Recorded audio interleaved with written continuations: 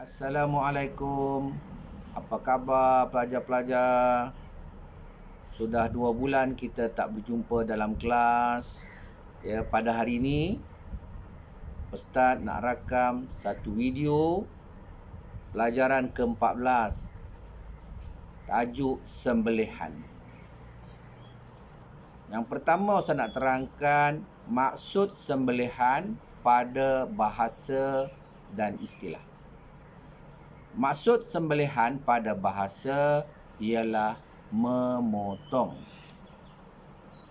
Manakala maksud sembelihan pada istilah syarak ialah menyembelih binatang yang halal dimakan dengan cara memutuskan urat halkum dan urat mari. Urat halkum ialah saluran pernafasan.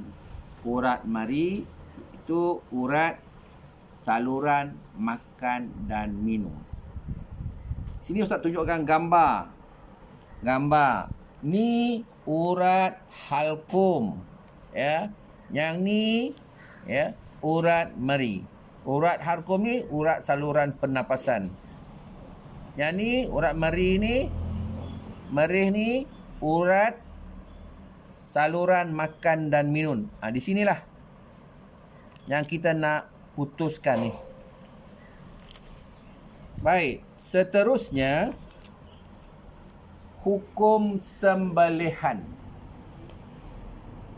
Hukum sembelihan adalah wajib supaya binatang ataupun daging tersebut boleh dimakan. Dalilnya hadis yang diriwayatkan oleh Rafi' bin Khadij meriwayatkan bahawa Rasulullah bersabda, ma anhara dama wa zukira smullah alaihi fakuluh. Maksudnya, setiap yang ditumpahkan darahnya dengan menyebut nama Allah, maka makanlah. Perkara yang keempat yang Ustaz nak sentuh iaitu tentang rukun sembelihan. Rukun sembelihan ini ada 3. Yang pertama, penyembelih. Yang kedua, binatang yang disembelih. Yang ketiga, alat sembelihan. Ya. Seterusnya, syarat-syarat sah sembelihan. Yang pertama, penyembelih mestilah beragama Islam dan menyembelih kerana Allah. Yang kedua, binatang yang disembelih masih hidup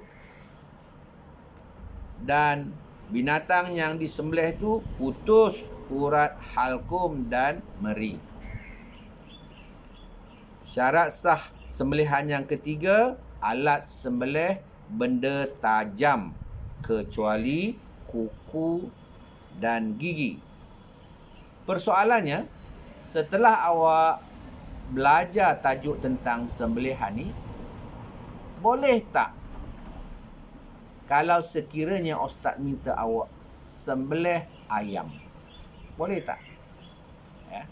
Ataupun kalau sekiranya pada masa yang akan datang kita buat praktikal sembelihan, awak dikendaki sembelih ayam, selepas itu kita akan lapar daging dia dan kita bakar. Soalnya sah tak sembelihannya? Sah kalau sekiranya pertama awak tu orang Islam. Yang kedua, binatang yang disembelih tu masih hidup. Yang ketiga, kita menggunakan benda yang tajam, contohnya pisau.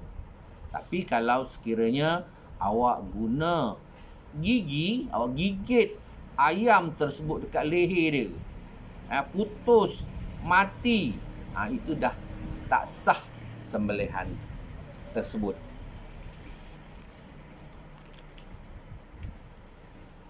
Perkara yang keenam yang Ustaz nak sentuh iaitu perkara-perkara sunat ketika menyembelih. Yang pertama, penyembelih menajamkan alat sembelihan.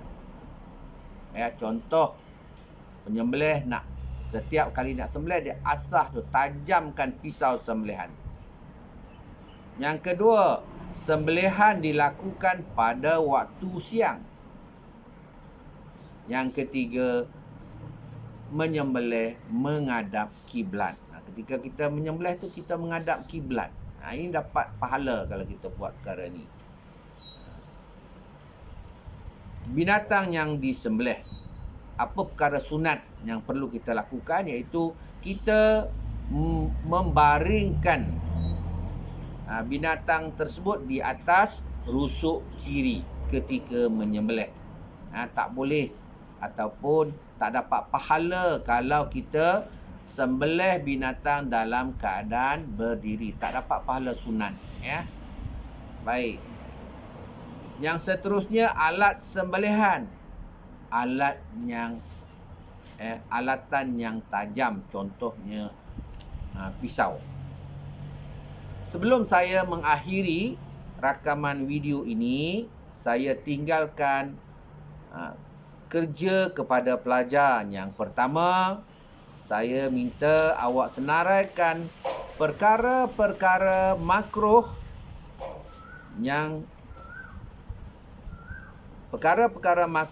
ketika menyembelih.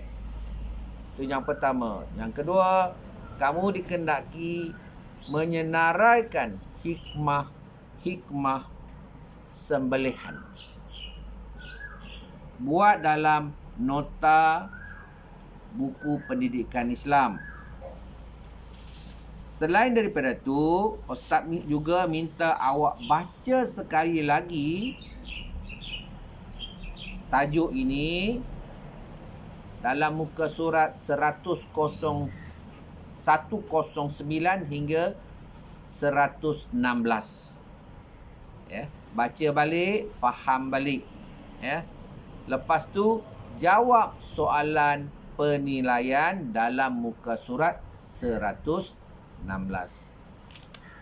Wabillahi taufiq wal hidayah. Assalamualaikum warahmatullahi wabarakatuh.